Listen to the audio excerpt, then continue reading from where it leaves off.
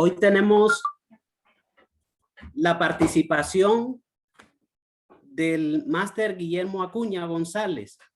Así que vamos a dar inicio a esta jornada del día de hoy, correspondiente al 6 de julio, con la temática Dinámicas migratorias contemporáneas centroamericanas. Con la participación de el máster Guillermo Acuña, pues vamos a dar un poco algunas referencias sobre él, ¿verdad? Él es sociólogo y escritor costarricense con posgrado en comunicación social. Cuenta con experiencia en investigación, evaluación y sistematización de programas y proyectos sociales en temas migratorios a nivel regional. Fue profesor investigador de Flaxo, con sede en la académica en Costa Rica en el periodo 2005-2011, y tuvo a su cargo la dirección del Instituto de Estudios Sociales en Población de la Universidad Nacional en el periodo 2012-2017. Laboró en el programa Migraciones, Cambio Social e Identidades de dicho instituto, en el cual desarrolló labores de docencia e investigación en el periodo 2012-2020.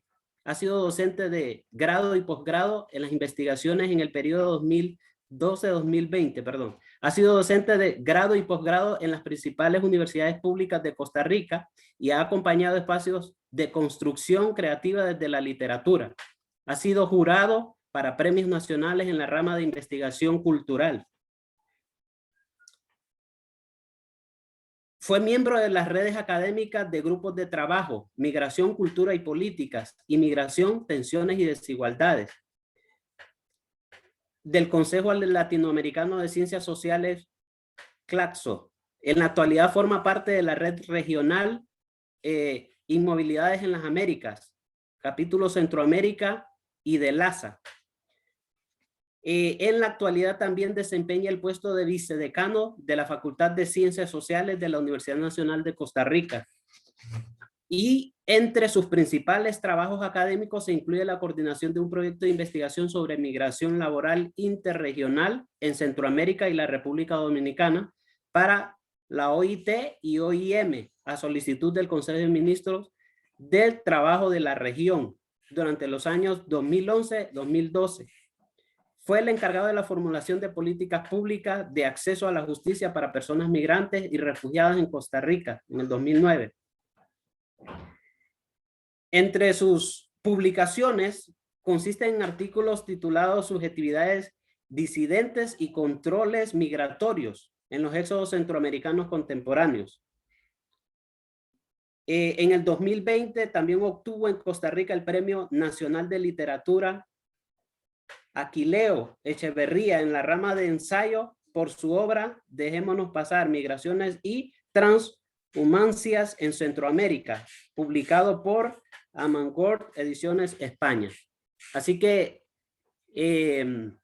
tiene una vasta experiencia el doctor Guillermo Acuña, así que le damos la bienvenida a en este espacio. Bien, buenos días, Eric, muchas gracias. ¿Me escuchan bien? Sí. Sí, ok, gracias. Bueno, buenos días. Un placer estar acá. Agradezco mucho la invitación al Instituto de Investigaciones Sociales de la UNAM por esta amable invitación que me cursa de nuevo para estar con ustedes en estas jornadas y compartir algunas reflexiones que hemos venido haciendo en caliente y sobre los procesos que actualmente nos cruzan transversalmente como región centroamericana, ¿no? Voy a compartir para ello una presentación, unas notas que he preparado para esta mañana y bueno, la idea sería también que pudiéramos compartir alguna conversación sobre este particular. Bueno, he titulado la conferencia de hoy o este conversatorio de hoy, Herencias coloniales, fronteras y movilidad, una reflexión desde Centroamérica.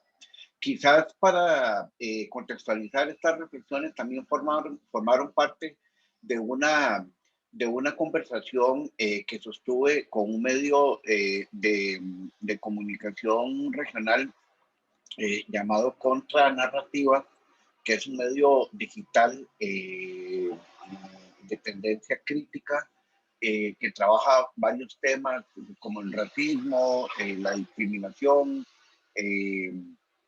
y otros procesos relacionados con la colonialidad o la decolonialidad en el contexto latinoamericano y caribeño fundamentalmente. Y a inicios de este año me invitaron a una conversación básicamente sobre el tema de las movilidades centroamericanas que estaban en ese momento desarrollándose y que no han terminado de desarrollarse a pesar del tema eh, del levantamiento de controles en las fronteras centroamericanas y también fuera de la región centroamericana, fundamentalmente en el norte de la región.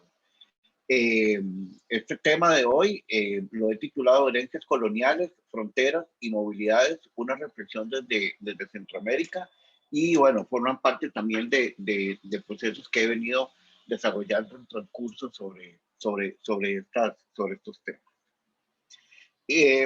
Me gustaría esta mañana compartir con ustedes a partir de 4 ejes de reflexión, uno que tiene que ver justamente con el tema de fronteras y cómo estamos o cómo estaríamos concibiendo la cuestión de las fronteras en un proceso como el que nos ha tocado experimentar como región y también como globalidad, además como civilización, ¿no? Algunos autores y autoras han denominado a lo que venimos experimentando desde el año pasado con la crisis sanitaria en realidad como una crisis civilizatoria, o también otros especialistas en el campo de las ciencias políticas lo han denominado como una cuarta extinción que venimos experimentando como planeta desde principios de este siglo, ¿no?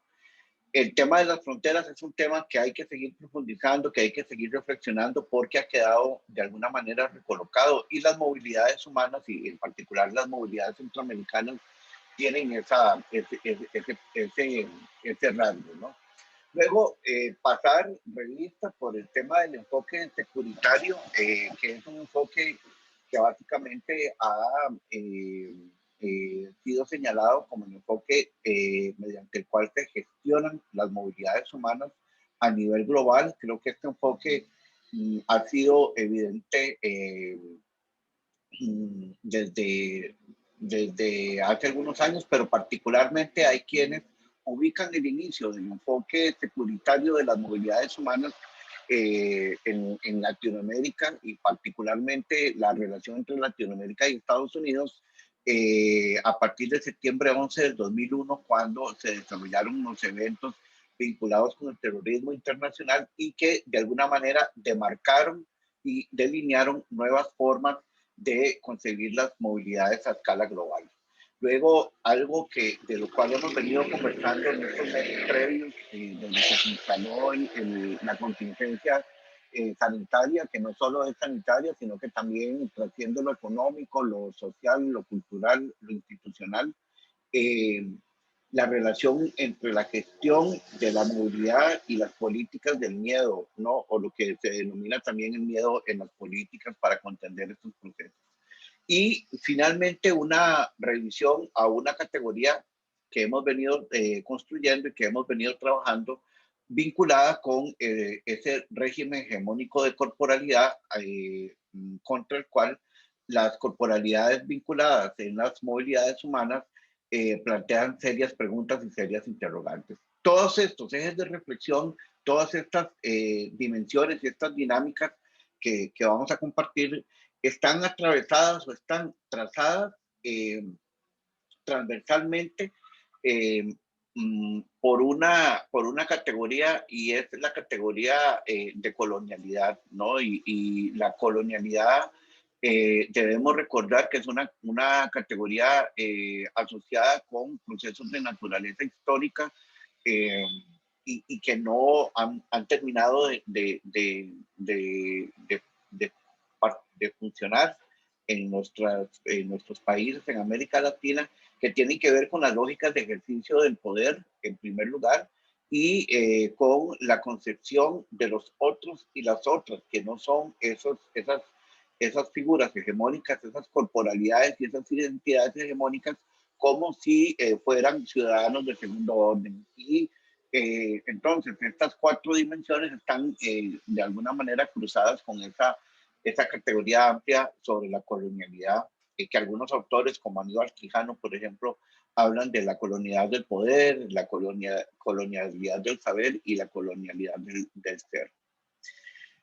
Bien, sobre el tema de fronteras, quizás señalar que nunca antes en la historia como ahora el tema de las fronteras ha quedado de alguna manera vinculado o relacionado con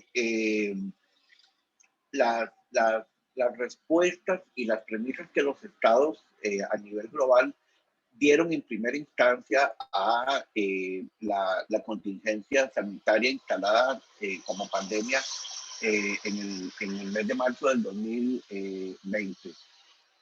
Quizás, no sé si quienes recuerdan de acá que la OMS al principio, la Organización Mundial de la Salud, al principio de la epidemia, que luego se denominó como pandemia, solicitaba a los estados no hacer cierre de fronteras y lo hizo una solicitud a principios de marzo del 2020 señalando que el cierre de fronteras iba a significar un aumento de la vulnerabilidad de las personas que eventualmente iban a estar infectadas o afectadas por el virus. Recordemos que todavía en marzo del 2020 estábamos atravesados por una serie de preguntas, una serie de características que hoy, a la vuelta de un año y unos meses después, hemos ido constatando. Todavía no tenemos todas las respuestas para las preguntas que tenemos sobre la vulnerabilidad, sobre estas nuevas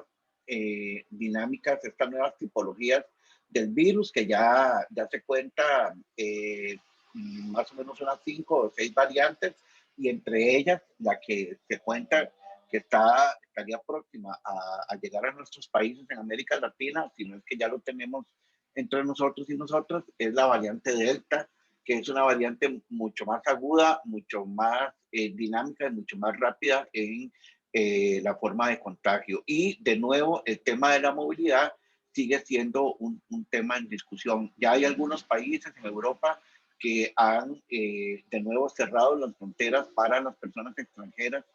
Recordarán ustedes también, atravesados por este contexto global de fronteras, como en las primeras semanas de pandemia, cuando todavía no era, cuando las primeras semanas de epidemia, cuando todavía no era declarada pandemia por la OMS, que eso llegó a mediados de marzo del 2020, algunos países europeos enfilaron sus baterías de forma, de nuevo, eurocéntrica y colonial, diciendo que los factores de peligrosidad de esta enfermedad, de este virus, de este nuevo coronavirus, venían de dos regiones, digamos, de alguna manera racializadas, ¿no? El caso de Asia, que todos recordaremos, que ahí fue donde se colocó el origen de esta pandemia global, y el caso de África. Algunos países europeos cerraron sus fronteras y sus aeropuertos para vuelos procedentes de algunos países africanos. Recordaremos que este tema de las fronteras y del cierre de fronteras para algunas nacionalidades y algunas regiones no es exclusivo de esta coyuntura del 2020-2021. Recordaremos que ya entre el 2010 y el 2020 habíamos atravesado algunos ejercicios a nivel mundial donde ya aparecieron los primeros vestigios de racialización hacia algunas nacionalidades o regiones. Me refiero fundamentalmente primero a la gripe H1N1, que fue colocada también en contexto y fue ubicados sus alcances geográficos y regionales muy particulares, en primer lugar, en algunos países y regiones, pero también recordaremos que la crisis del ébola, como así fue manifestada, así fue conocida, fue colocada básicamente en algunos países africanos. Entonces, de nuevo, la peligrosidad estuvo asociada con esas corporalidades negras, esas otras corporalidades que de alguna manera significaban peligro, significaban amenaza y significaban incertidumbre y desconocimiento. Hablando para el tema centroamericano, me gustaría señalar tal vez un punto de inflexión en la coyuntura actual que nos llevaría un poquito más allá del 2020. Y yo ubico ese punto de inflexión en el año 2018, donde obviamente, y ustedes lo conocerán mejor que yo, hay un punto de inflexión en las movilidades centroamericanas, particularmente las emanadas desde el norte de la región, Honduras, El Salvador y Guatemala, con estas reconocidas o denominadas nuevas formas de movilidad humana en Centroamérica. Solo para este punto me gustaría compartir un breve fragmento de esa entrevista que tuvimos en el 2018, que la pueden encontrar en Contranarrativas, que es un medio de comunicación de corte crítico y de corte reflexivo, que es digital y que pueden incluir investigar ahí varios temas relacionados con racismo, discriminación, bueno, con todo este tema que nos ha abordado del año anterior también, pero también mucho más antes. Ellos venían desarrollando análisis muy interesantes sobre el tema de la negritud en América Latina y también en el Caribe. Decíamos en esa oportunidad, nos parece que a partir del año 2018 se abrieron nuevas formas y estrategias de movilidad humana en la región centroamericana, asentadas en características que hasta hace poco no formaban parte de las narrativas y los análisis.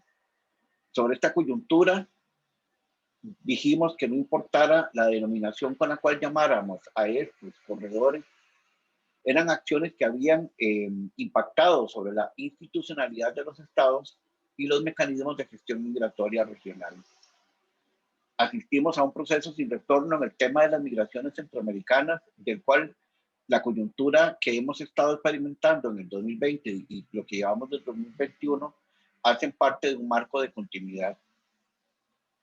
Se evidenciaron en primer lugar, mecanismos colectivos de diversa naturaleza, con la cual no es correcto de primera entrada hablar en singular de dinámicas complejas, heterogéneas y divergentes.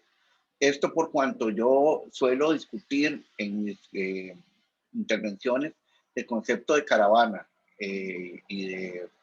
con el cual se ha venido de alguna manera tipificando estas nuevas formas de movilidad humana. Es posible hablar incluso que en el grupo de 9.000 migrantes que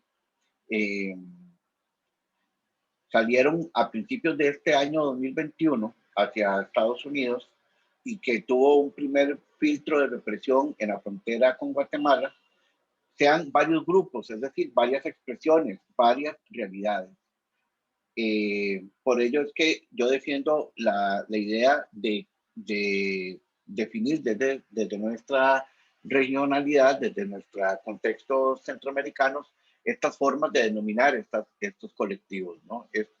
La caravanización de estos grupos fue definida una vez más desde el norte de la región en el año 2018 y bueno, así lo empezamos a asumir a través de análisis de medios de comunicación y de otras, incluso desde otras posiciones académicas que empezaron a llamar a estos grupos como caravanas sin ningún tipo de análisis crítico sobre ellos.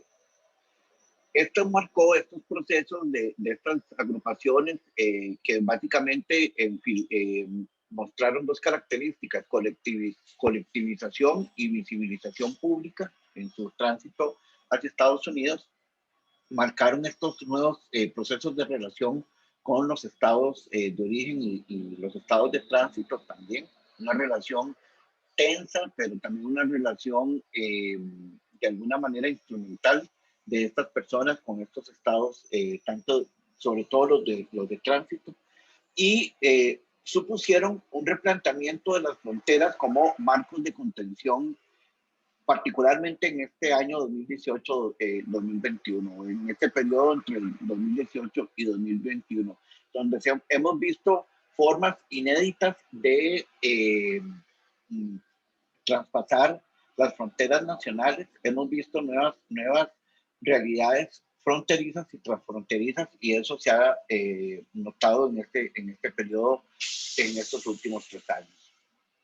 Luego, con el tema securitario, me interesaría vincular a partir de esta imagen que fue producida en los primeros meses de la pandemia. Ahí lo que ustedes están viendo son los países que empezaron a cerrar sus fronteras en las primeras semanas de pandemia, en marzo particularmente del 2020. La idea de línea y orden fue trazada en atención a un enfoque securitario vinculado al resguardo sanitario de las poblaciones. Esto es muy importante. Recuerden que el enfoque securitario en las fronteras, que viene marcado así, como les mencioné al inicio de esta conversación, desde septiembre 11 del 2001, del 2001, cuando se dan los atentados de las Torres Gemelas en Nueva York, plantea como su principal característica el aumento de los presupuestos asignados a el resguardo militarizado de todas las fronteras que tengan una relación vincular, una relación estratégica con los Estados Unidos, y por ende la parte sur de la región, es decir, México, Centroamérica y el sur de la región latinoamericana, también son trazadas con ese vínculo securitario. Por ello es que hay aumento de controles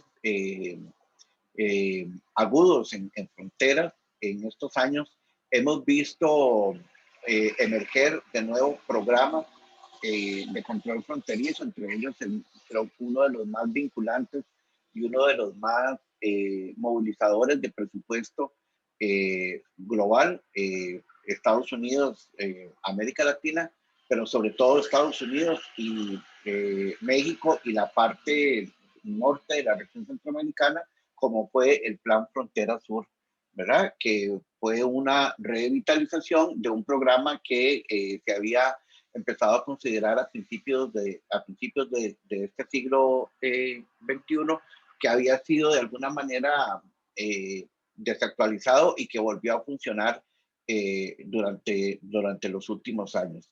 Este enfoque securitario, según algunos autores, homologa 3 procesos como si fueran la misma vertiente o el mismo eje.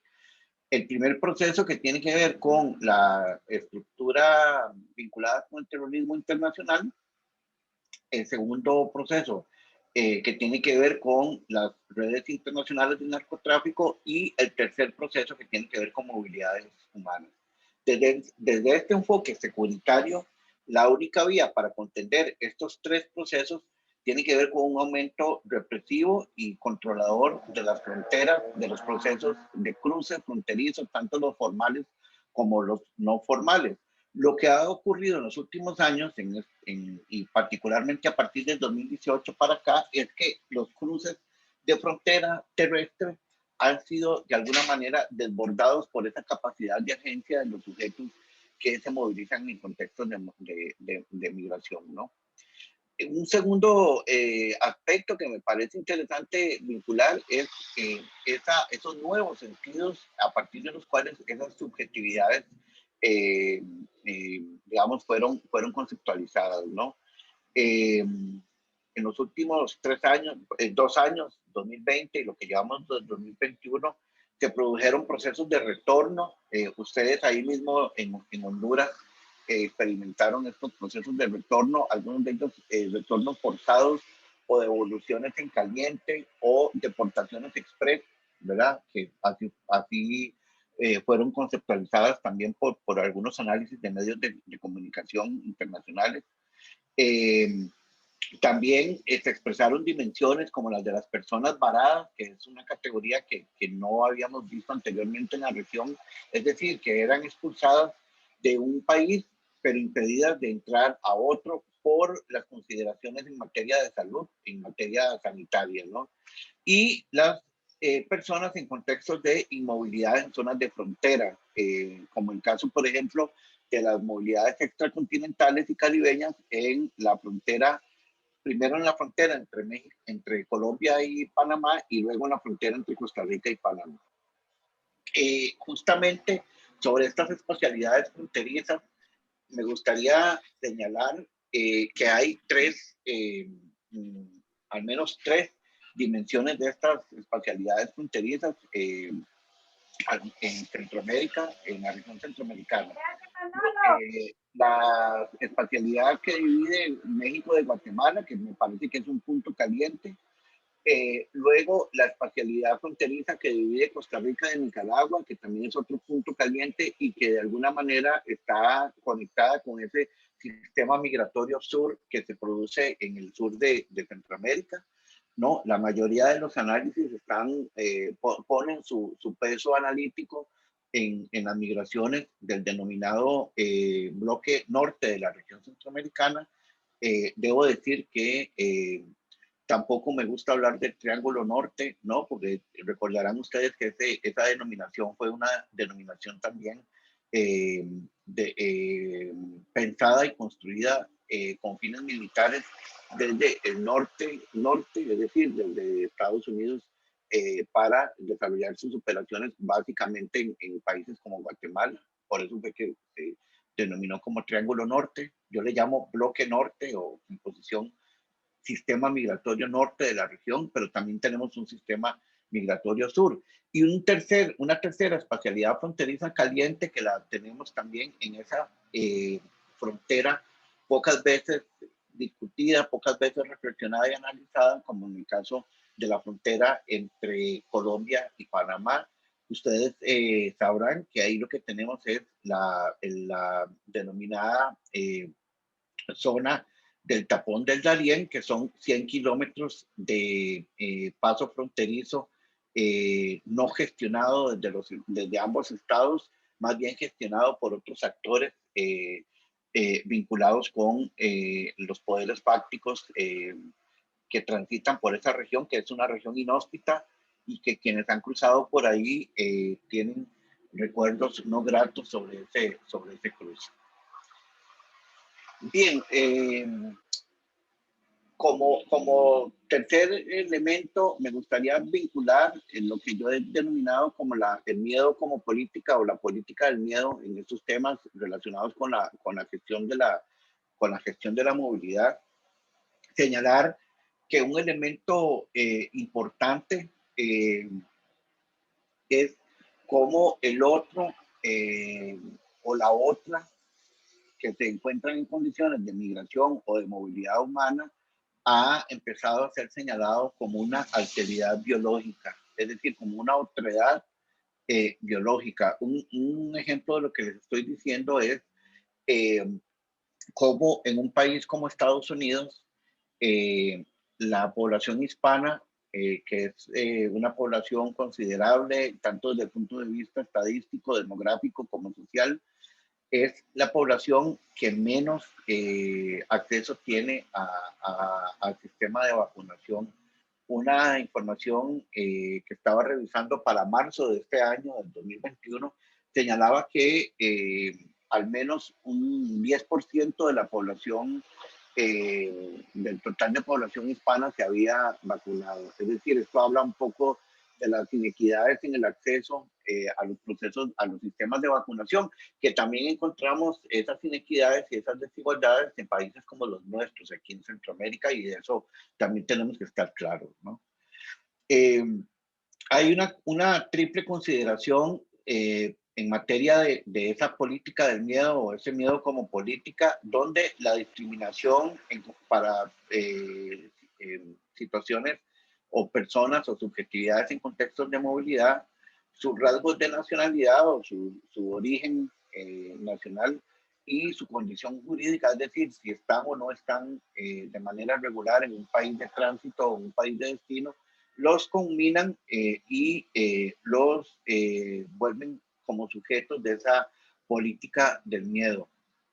Debo decir que hubo hechos, o estamos asistiendo y observando hechos inéditos eh, que nunca, al menos en el caso de Centroamérica, nunca se habían observado, como por ejemplo la construcción de sospechas a partir de una alteridad biológica.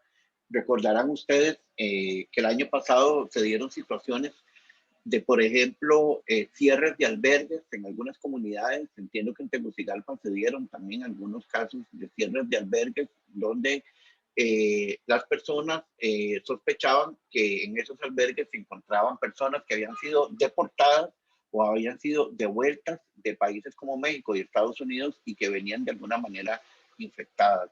Pero ese tema de la sospecha también y del miedo también observó procesos así en comunidades en Guatemala, también en El Salvador y también en el sur de la región, particularmente en el caso de Costa Rica, con algunas comunidades que se opusieron a la construcción de albergues para resguardar a las poblaciones trabajadoras migrantes, en particular las nicaragüenses, que habían sido diagnosticadas positivamente con el virus.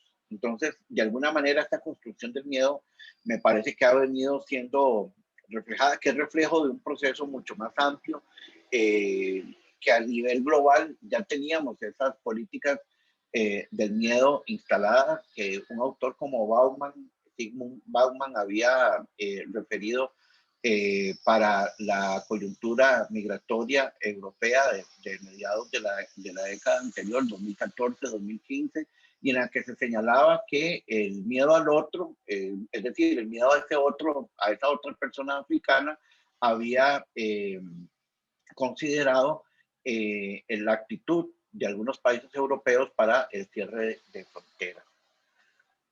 Luego tenemos esta política del miedo en esa relación entre movilidad y enfermedad, que no es nueva, no es reciente, es histórica, es decir, durante siglos el miedo a la otredad, que de alguna manera experimenta enfermedad, vincula políticas de bloqueo y de entrada de estas otredades a los contextos nacionales. Solo déjenme recordar, para el caso de Costa Rica, un ejemplo que me gusta siempre compartir, que es de un decreto de 1910 que prohibía la entrada a personas enfermas, a personas de alguna manera que presentaban algún grado de discapacidad física o de algún grado de discapacidad emocional importante. Eso es un decreto que nos encontramos de 1910. Se le prohibían la entrada a nacionalidades específicas y a personas que vinieran, por ejemplo, con algunas enfermedades de transmisión sexual, etcétera, ¿no? Entonces, esa relación también entre movilidad, migración y seguridad ha estado permanentemente vinculada y ahora se percute o se desarrolla como esa política del miedo, vinculando, según algunos autores, como la historiadora costarricense Patricia Alvarenga, la construcción de la alteridad como uno de los proyectos sociales más consolidados durante la pandemia. Creo que sin lugar a dudas esta dimensión de la alteridad me parece que ha de alguna manera colocado en perspectiva este proceso. Me parece que hay dos tipos de subjetividades que han quedado de alguna manera colocadas en este rango de la sospecha y en este rango de la alteridad sanitaria, si podemos plantearlo así. Uno que es básicamente las personas en contextos de movilidad, de la cual hemos estado hablando esta mañana, y también recordarán ustedes que al principio de la pandemia hubo mucho miedo y mucho temor expresado contra las personas trabajadoras del sector salud, contra las personas enfermeras, los técnicos en salud, los doctores, hubo países, por ejemplo, como en España, que tuvieron algunos ejemplos de rechazo y de discriminación contra las personas trabajadoras del sector salud, precisamente por estar expuestas en línea directa o en primera línea, como se dice ahora, contra el virus. Y las otras personas que quedaron de alguna manera así reflejadas fueron las personas en contextos de movilidad, que siguen de alguna manera presentando ese proceso de discriminación. Ahora la discriminación no solo tiene que ver con ese rasgo de alteridad biológica, sino que también la discriminación estaría asociada a las posibilidades o no de vacunación de las personas en contextos de movilidad en los países de destino. Y ese es un reto y un desafío que me parece que tenemos en el presente y no en las sociedades de pospandemia como acostumbran a decir algunos analistas, ¿no? Primero, antes de pensar en la pospandemia, pensemos en que la pandemia no ha terminado y que ahora de alguna manera estamos presentando nuevas variantes y nuevos focos de contagio a nivel global. En este sentido, señalábamos en algunos otros análisis que hemos estado observando el surgimiento de algunas dicotomías que parten en dos, las formas de convivencia, de interrelación. Las dicotomías obviamente están asociadas a la contingencia sanitaria, pero también a otros procesos de naturaleza socioinstitucional y sociopolítica. Es decir, tenemos la dicotomía del sano versus el que no está sano, la dicotomía del que está vacunado con el que no está vacunado, la dicotomía de aquellas personas que pueden viajar de forma formal, entre comillas, de naturaleza formal, y las personas que tienen que viajar forzadas por algún contexto vinculado con las violencias, por ejemplo, o también con los efectos de la devastación natural, como ocurrió en Honduras en noviembre del año anterior. Y así se van construyendo esas dicotomías que en nada favorecen los procesos de convivencia social. Y por último, esta idea de régimen hegemónico de corporalidad versus esas alteridades que hemos estado desarrollando. Y me gustaría señalar, me parece que el impacto en tres tipos de subjetividad desde ese proceso hegemónico o ese régimen hegemónico de corporalidad. Cuando hablamos de ese régimen hegemónico de corporalidad, nos estamos acercando a esa visión que, por ejemplo, nos señala que habría una población que en su conjunto estaría siendo favorecida con el acceso a la salud, con el acceso a mejores servicios, etcétera, y eso lo hemos estado observando en el tema, en el caso de Estados Unidos, ¿no? Pero hay algunas subjetividades que en condiciones de movilidad humana llegan o quedan de alguna manera comprometidas. Estamos hablando de las poblaciones, de las diversidades sexuales o los grupos LGTB IQ. Luego, las mujeres en contextos transfronterizos, que son unas agrupaciones que también quedan expuestas frente a estas otras formas, algunas formas violentas que tienen que ver con violencia de naturaleza patrimonial, corporal, sexual, etcétera. Y el caso que hemos estado observando con mucha preocupación en este año, que es el caso de la niñez no acompañada, que básicamente sigue presentando salidas desde algunos contextos centroamericanos. Bien, como para cerrar, me gustaría compartir algunas breves reflexiones finales, también contenidas en esa reflexión que me invitaron a hacer a inicios de este año, sobre el tema de las movilidades en el contexto centroamericano. Esto que voy a señalar, lo voy a señalar porque y es una imagen que con la que he venido trabajando en muchas de mis reflexiones con relación a ese tema de la relación de alguna manera filial que tienen quienes se van de nuestros contextos. Digo, esa relación filial, no solo refiriéndome a su relación con las personas familiares que dejan en los contextos de origen, sino también con el país, con el propio país, con esa idea o noción de país o de patria, ¿no? Y debo señalar esto y con esto cierro este breve conversatorio, agradeciendo de nuevo la invitación. Digo, la gran paradoja de estos tiempos es la relación afectiva que siguen teniendo las personas que migran con sus lugares de origen, con su patria. Las narrativas de la nación siguen siendo poderosas aún en el dolor y la expulsión. Salir por carretera, exponerse al riesgo y al peligro infundados en su bandera, en este caso hondureña, es quizás de las hondas repercusiones que las imágenes dejan en nuestra rutina. Lo que ha fracasado en el fondo, más que las políticas sociales y económicas implementadas en la región durante los últimos 40 años, es el proyecto modernizador por las élites regionales para garantizar el control de sus territorios. Para mi gusto, esta es la base de toda posibilidad de explicación en materia de causalidades sobre el hambre, la pobreza, la violencia, la exclusión que campea en la región. El apetito acumulador y extractivo de las élites vino a sustituir los sueños de modernización de estados con diagnósticos de precariedad en su hoja de vida. Por ello, siempre es importante llamar a la actualización de los análisis el vínculo entre los mecanismos históricos de constitución de los estados centroamericanos, su estirpe colonial y los hondos procesos de identidad que se inyectaron en la epidermis de sus poblaciones.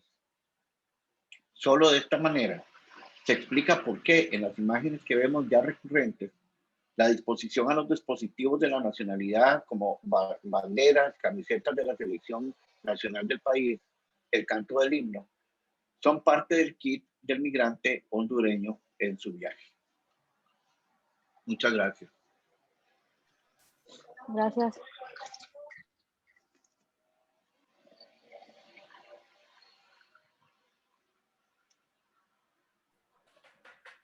Bien, muchas gracias al doctor Guillermo Acuña. Agradecemos mucho su participación.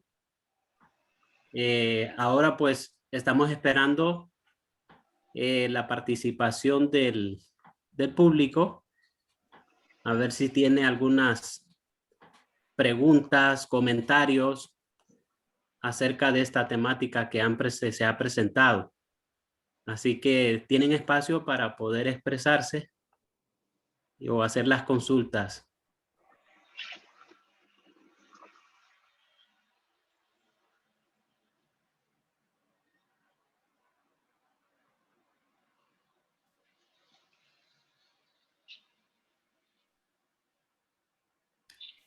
¿Hay alguna pregunta? Bueno, buenos días. Buen día. Yo solo quisiera opinar lo que me llamó mucho la atención, que es la discriminación que uno recibe cuando está en lugares así. Digamos, los que emigran de Honduras, porque, o sea, los que emigran de aquí de Honduras allá de Estados Unidos, los de allá es evidente, ven el, ¿cómo le puedo explicar? Se ve evidente la falta de educación, por así decirlo, porque los que miran no es que tienen claro, porque por ejemplo nosotros estamos estudiando y a nosotros nos dan charlas y todo eso, como lo que estamos recibiendo ahorita, y ellos no tienen una buena educación, por así decirlo, porque o sea, se van solo a lo más fácil. Entonces allá reciben bastante maltrato o solo los humillan o los explotan, por así decirlo. Entonces eso es lo que me llamó bastante la atención lo que él dijo, de que también estaba la discriminación en las vacunas, decía él, y eso es verdad. Entonces, no sé, eso fue lo que me llamó bastante la atención, lo de la discriminación que uno recibe por ser emigrante en otros países. Muy bien. ¿Alguna otra participación?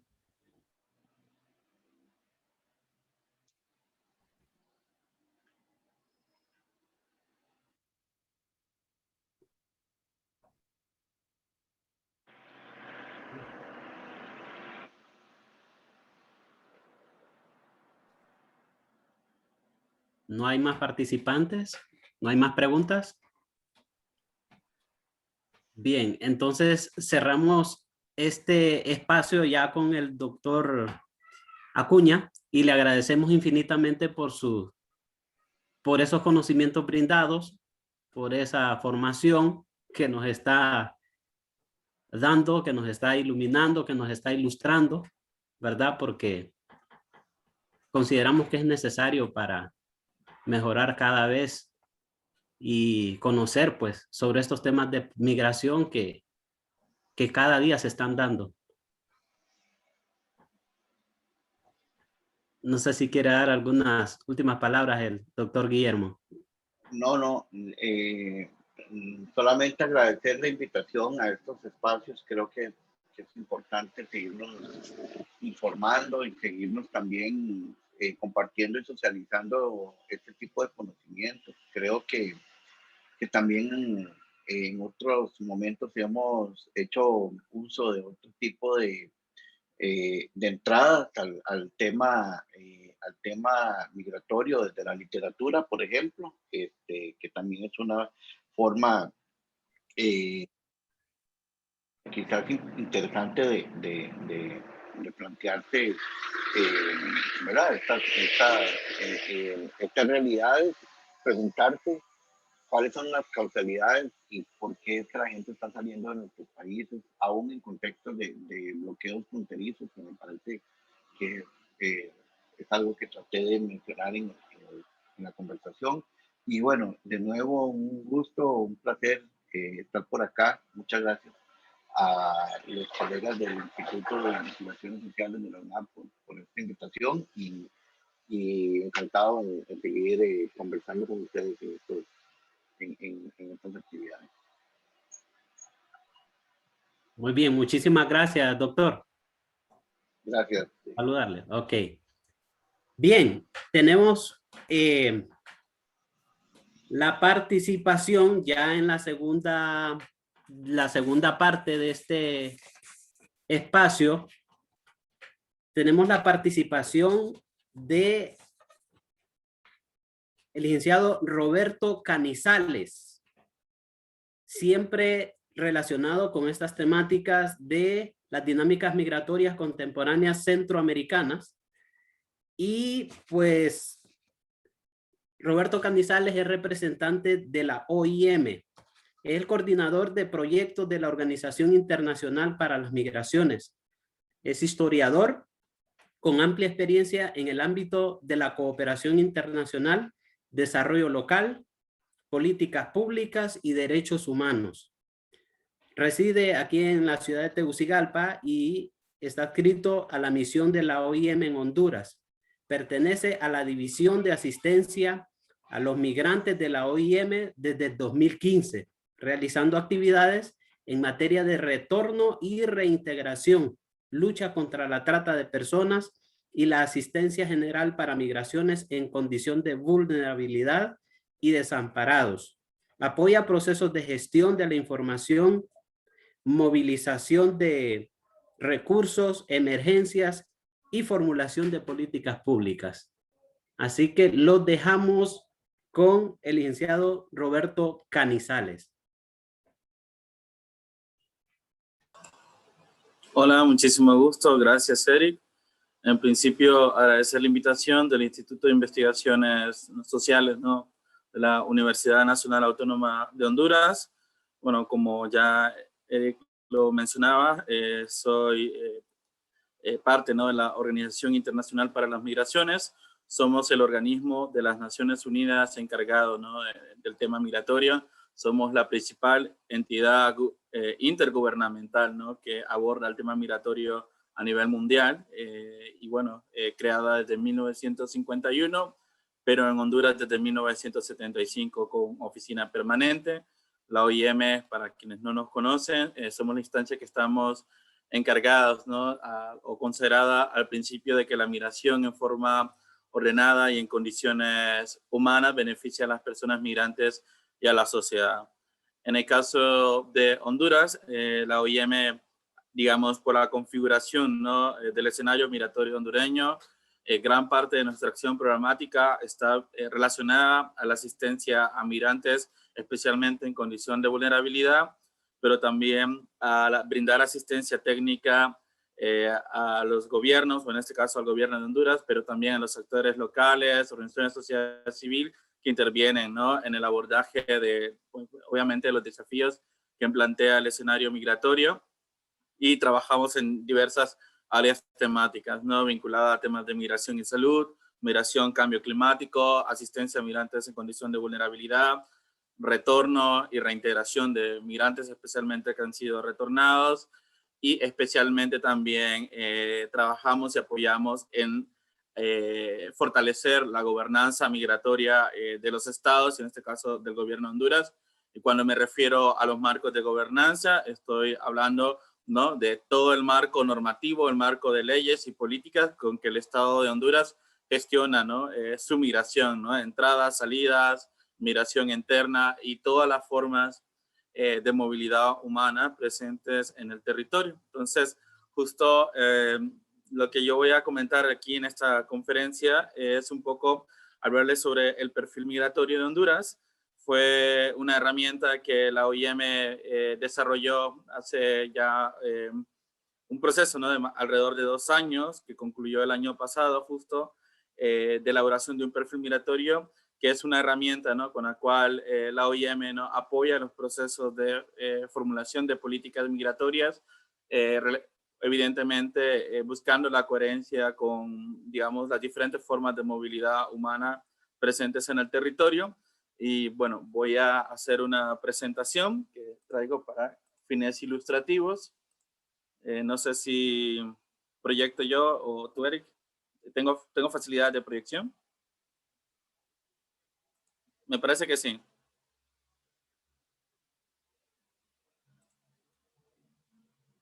Déjame, entonces, vamos a compartir. ¿Me confirman si logran ver mi presentación? Sí, sí se logra ver. Listo, perfecto. Bueno, justo en el perfil migratorio, ustedes van a conocer sobre qué es el perfil migratorio y un poco, digamos, las principales temáticas que aborda, ¿no? En cuanto a tendencias de la migración, características de la migración y repercusiones.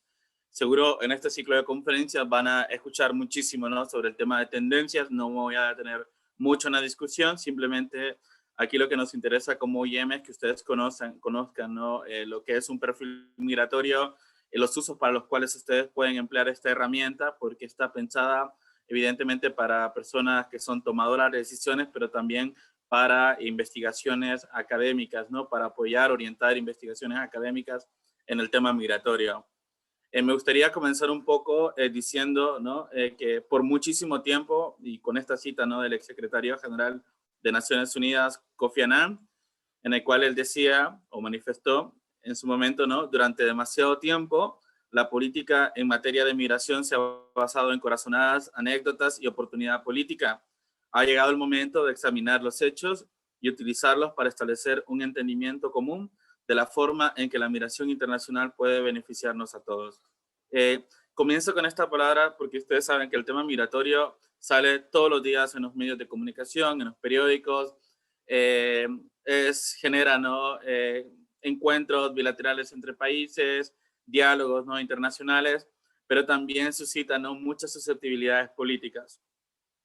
Y cada quien por mucho tiempo, ¿no? Ha visto el tema migratorio desde una subjetividad, ¿no? Que muchas veces se convierte en un prejuicio, a veces también se puede convertir en xenofobia y en expresiones de discriminación, ¿no? Entonces, justo la reflexión que desde OIM queremos generar acá es un poco cómo damos el salto cualitativo, ¿no? De dejar de ver el tema migratorio desde corazonadas y desde cómo yo lo veo hacia, ¿no? Qué dicen los datos y cómo podemos, ¿no? Fortalecer la cultura estadística en el tema migratorio y evidentemente cómo poder comprender esta complejidad, pero desde la evidencia. Justo para elaborar el perfil migratorio, fue un proceso donde participaron instituciones académicas, incluida, ¿no?, la Universidad Nacional Autónoma de Honduras, y diferentes actores, ¿no?, de academia, funcionarios gubernamentales, sociedad civil, autoridades locales, y etcétera, ¿no? Entonces también se realizaron consultas a nivel central y local, y bueno, fue un proceso que la OIM lideró en coordinación con la Secretaría de Relaciones Exteriores y Cooperación Internacional. Pues, ¿qué es un perfil migratorio? Un perfil es una radiografía de la realidad migratoria, ¿no? Ustedes saben que cuando a veces queremos saber qué anda mal en nuestros cuerpos, muchas veces optamos por hacernos una radiografía para ver si no hay algún daño interno, ¿no? Sobre todo para ver un poquito más allá aquellos aspectos que no estamos viendo de repente. Entonces, justo esa es como una definición como bastante general de lo que podría ser un perfil migratorio. Aquí puntualizamos. Un perfil recopila y sistematiza la información disponible sobre la migración en Honduras. Es una herramienta que está diseñada específicamente para, o aboga, ¿no?, para la formulación de políticas en materia migratoria basadas en evidencia. También, evidentemente, como el tema migratorio no es un tema que se debe abordar de manera aislada y desconectada sin los otros temas relacionados al desarrollo, los temas de violencia, inseguridad, etcétera, pues también un perfil migratorio también apoya, ¿no?, a formular políticas de desarrollo, transversalizando el tema migratorio. También identifica vacíos de información y formula recomendaciones. Es decir, un perfil migratorio sistematiza la información disponible en el tema migratorio, pero también sistematiza lo que no hay, es decir, aquellas temáticas en las cuales las instituciones productoras de datos o las instituciones encargadas de desarrollar investigaciones, no hay temas donde todavía no se han explorado y por lo tanto consideramos que es todavía una deuda pendiente, ¿no? Por ejemplo, si quisiéramos saber, por ejemplo, el impacto de la migración en las familias, por ejemplo, que ha sido un tema muy recurrente, ¿no?, en los diferentes espacios que hemos facilitado desde OIM, pero digamos no tenemos suficientes elementos que nos puedan apoyar, ¿no?, a poder decir el impacto de la migración en las familias hondureñas es este y este y este, ¿no? Entonces, por lo tanto, ahí hay un vacío, ¿no?, en materia de información. Evidentemente también un perfil migratorio ayuda a derrumbar mitos en torno a la migración, y eso lo vamos a ver un poco más adelante, cuáles son todos esos mitos, ¿no?, que giran alrededor de la migración. Bueno, por ejemplo, en el caso de en la ruta migratoria, por ejemplo, en Guatemala o en México, suele pensarse, ¿no?, que las personas migrantes hondureñas, bueno, seguramente lo han escuchado, ¿no?, del boca a boca, buenos medios, o son pandilleros, es gente que no tiene nada que hacer, y etcétera. Y de repente la evidencia nos indica todo lo contrario, ¿no?, que la mayoría de gente, sobre todo, por ejemplo, en el contexto de las caravanas, trabajaba antes de emprender el proceso migratorio. Entonces, indica, ¿no?, que estas personas trabajaban, o sea, que no estaban de brazos cruzados, y de repente, ¿no?, se ha propagado mucho ese mito, ¿no?, que las personas migrantes son haraganas, y la evidencia nos está diciendo que no, que de hecho las personas migrantes en su gran mayoría contaban con un trabajo. Constituye también una fuerte, valiosa de consulta para funcionarios, sociedad civil y, bueno, para estudiantes y académicos. Y es un marco de referencia para los actores involucrados en la gestión migratoria. Y esta sería, como para mí, mi definición favorita de lo que vendría siendo un perfil migratorio, que es una herramienta, ¿no?, que aspira a presentar una visión integral y holística sobre la migración en Honduras, que nos acerque a una comprensión común, tomando en cuenta todas las dimensiones, y partiendo de esa comprensión, proponer abordajes integrales, coordinados, informados y no segmentados.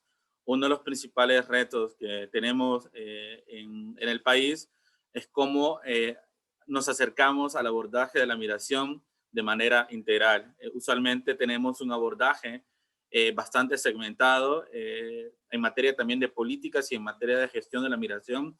Tenemos instituciones que se encargan, ¿no?, de ciertas áreas de la movilidad humana, pero no precisamente están relacionadas entre sí. Tenemos un abordaje de la migración bastante segmentado, para nada integral, y justamente hace falta, ¿no? Buscar esa integralidad para poder abordar el ciclo. Obviamente que todas las acciones que se hagan sean coherentes con el ciclo migratorio, ¿no? que las personas migrantes hacen, ¿no? Es decir, el ciclo migratorio, cuando estamos hablando, es antes de salir, durante de salir, en el tránsito, el destino, y obviamente en el retorno, cuando en muchos casos son personas deportadas principalmente de Estados Unidos y México. Justo para hacer el perfil migratorio, se hizo consultas de fuentes de información, bases de datos nacionales e internacionales, estudios cualitativos de instituciones académicas, y justo a partir de ahí pues, se creó una base de datos, y también se creó una matriz de variables e indicadores. Estos indicadores fueron seleccionados con base a necesidades de conocimiento que los diferentes actores manifestaron tener. Por ejemplo, cuáles las necesidades, por ejemplo, de los actores que intervienen en el tema migratorio en materia de información, qué necesitan saber para fortalecer más su trabajo, para promover la toma de decisiones basadas en evidencia, ¿no? Entonces, justo el perfil migratorio, y vamos a verlo ahorita más adelante, cómo se estructura, ¿no? En cuanto a contenidos, y cuáles son los principales temas, ¿no? que contiene. Y evidentemente, sí, decir, un perfil migratorio no es un estudio, no es una investigación en el sentido estricto, como su nombre lo indica, es un perfil, y que contiene información estadística sobre el tema migratorio en Honduras. Usualmente, y esto quizás es uno de los principales valores agregados, por ejemplo, uno de los temas que siempre lo vemos en el diario vivir, ¿no? Cuando estamos trabajando en el tema migratorio, es que de repente periodistas nos llaman para preguntarme, oye, ¿cuántos migrantes de otros países pasan por el país a diario? ¿Cuántos hondureños salen del país a diario?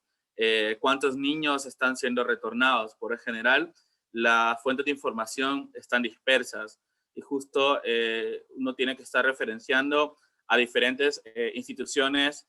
No, esta información la tiene X institución, esta otra información la tiene tal organización, pero por lo general la información está dispersa. Justo lo que el perfil migratorio ha hecho ha sido justo poder como sistematizar toda esa información dispersa en una sola herramienta, en un solo documento, ¿no? Aquí algunas de las instituciones que han participado en este proceso.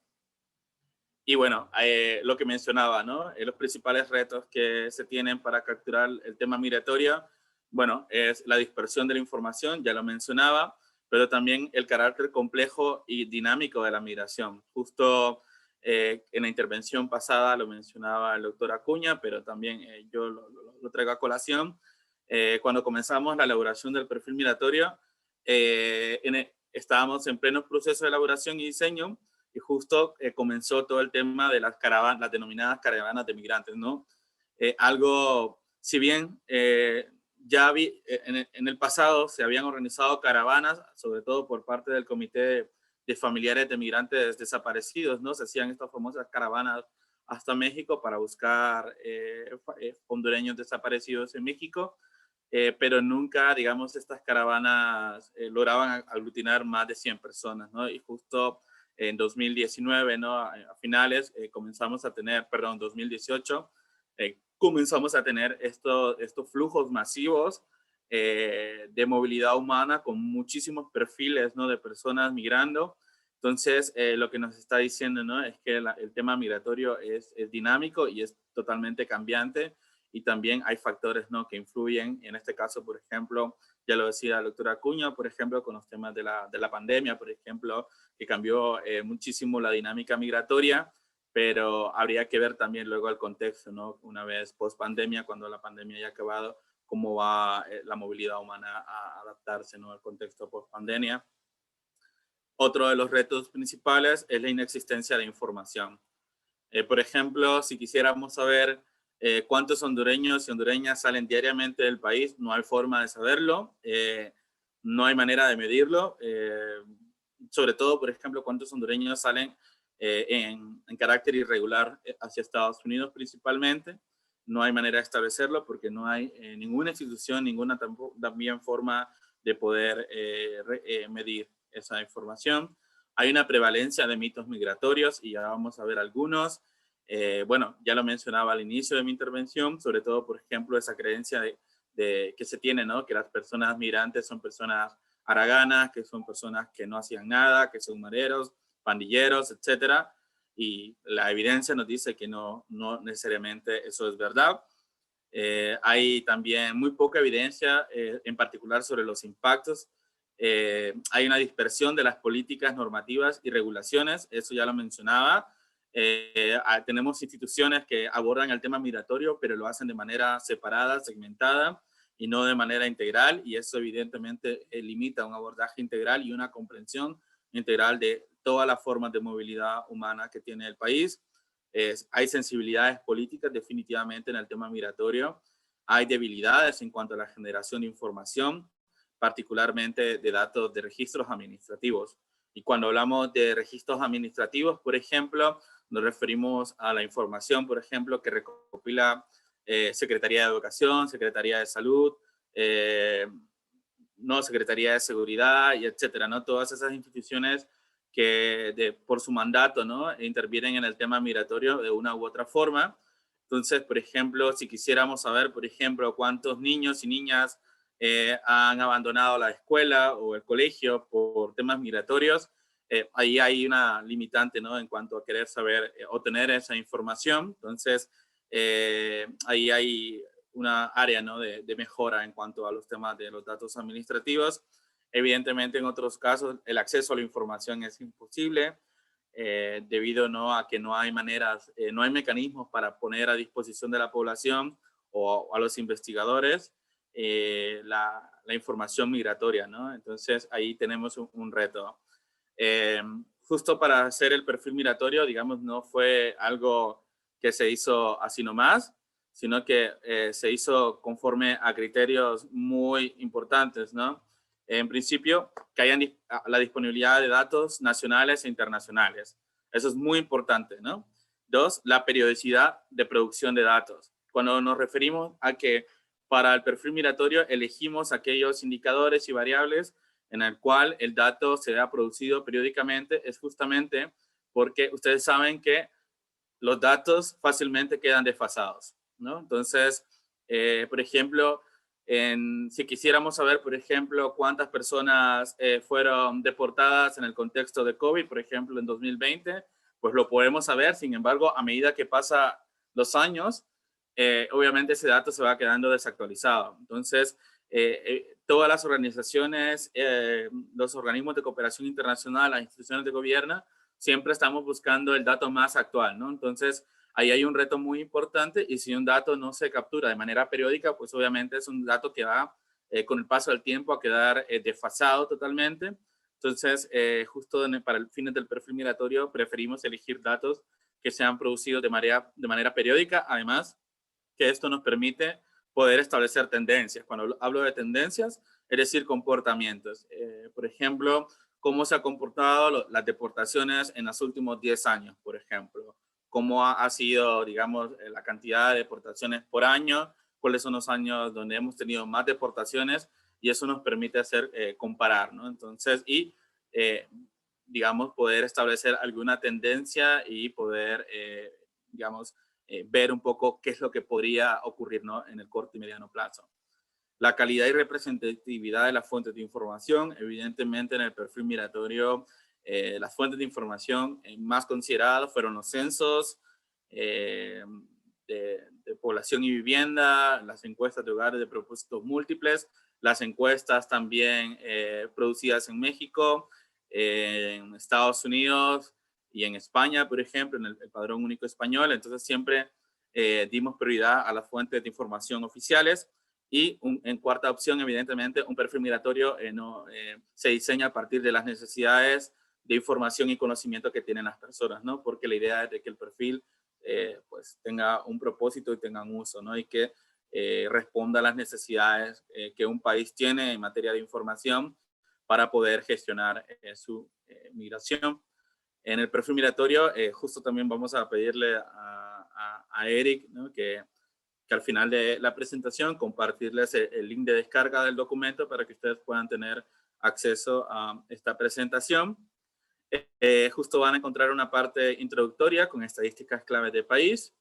Van a encontrar una descripción general sobre las principales fuentes de información sobre la migración hondureña, en caso que ustedes quieran desarrollar investigaciones en el tema migratorio. Y van a encontrar también una caracterización histórica de las migraciones en Honduras, un poquito a partir de 1960, que se generó, creo que el primer censo de población y vivienda, y se incorporan ya algunas preguntas relacionadas a temas de migración y de movilidad humana. El perfil migratorio se divide en 4 partes, ¿no? Un perfil capta y sistematiza la información y divide, ¿no?, sus apartados temáticos en 4 partes. Una parte A, que tiene que ver con tendencias migratorias y características de la población migrante. Por ejemplo, en esta parte A, ustedes van a encontrar información sobre principales causas de la migración y la movilidad transfronteriza. Van a encontrar información sobre inmigración, emigración, migración irregular, migración de retorno, migración interna, entre otros, con énfasis en la última década. Es decir, todas las formas de movilidad presentes en el territorio hondureño, porque uno de los problemas que tenemos es que cuando hablamos de migración siempre pensamos en hondureños saliendo de Honduras a Estados Unidos, y de repente no estamos viendo las otras formas de movilidad humana que el país tiene y que convergen en el territorio, ¿no? Entonces, en el perfil migratorio van a encontrar información estadística de todas estas formas de movilidad humana. Una parte B, donde van a poder, hacemos, ¿no?, algunos análisis y unas aproximaciones sobre el impacto de la migración, bueno o malo, en las diferentes dimensiones, ¿no? En la dimensión del desarrollo humano, migración y desarrollo económico, migración, empleo y mercado de trabajo, migración y desarrollo social, y también las esferas de salud, medio ambiente y los temas de género, ¿no?, que es muy importante. Entonces, la parte B, digamos, se compone más de análisis cualitativos basados en evidencia, y en el cual pues intentamos hacer una valoración sobre los impactos, ya sean buenos o malos, que la migración tiene en el país. Vamos a encontrar una parte C, que es relacionada a gestión de la migración.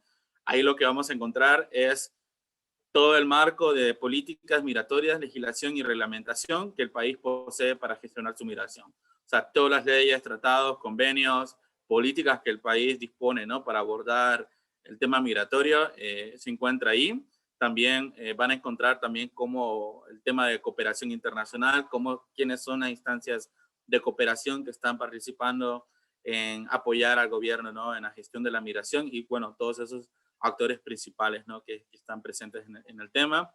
Y luego la parte D, que es para mí el mayor valor agregado, ¿no?, porque la parte A, la parte B, la parte C es una sistematización de lo que hay, pero la parte D es la sistematización de lo que no hay. Por ejemplo, qué temas falta profundizar, qué temas no se encontró información, cuáles son, digamos, las oportunidades de mejora, ¿no?, que hay que hacer, ¿no?, para poder generar información en aquellos temas que son relevantes, pero los cuales no tuvimos acceso a información porque no la hay, simplemente. Entonces, muy rápidamente vamos a ver un poco algunos resultados a largo plazo, ¿no?, sobre el perfil migratorio y, por ejemplo, en este caso de la parte A, de las tendencias de la migración.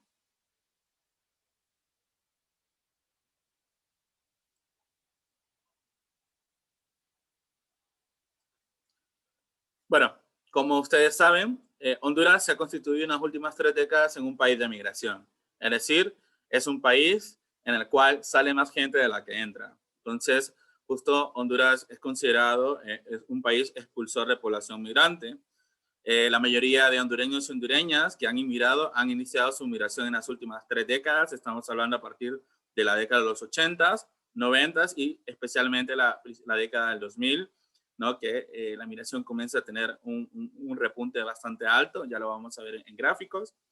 El principal destino migratorio sigue siendo Estados Unidos, por razones de lazos económicos, familiares y obviamente geográficamente Estados Unidos está muy cerca, ¿no?, de Honduras.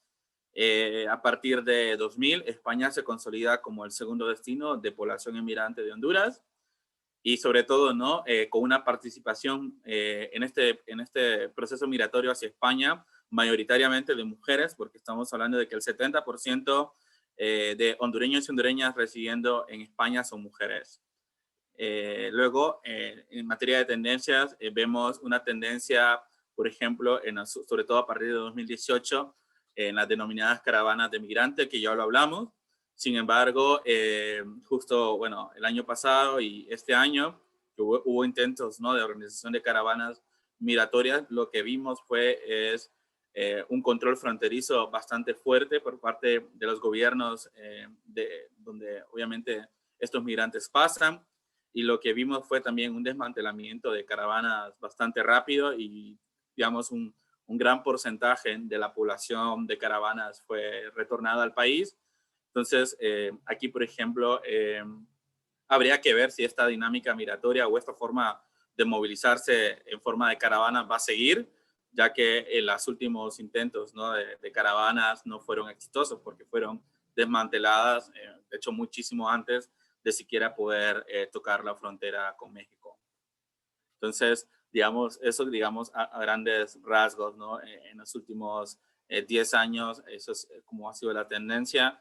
Aquí en una proyección, ¿no?, de la CEPAL, aquí ustedes pueden ver un gráfico sobre el comportamiento migratorio en Honduras y justo ustedes pueden ver a partir, ¿no?, específicamente de 1990, cómo comienza la curva a ascender.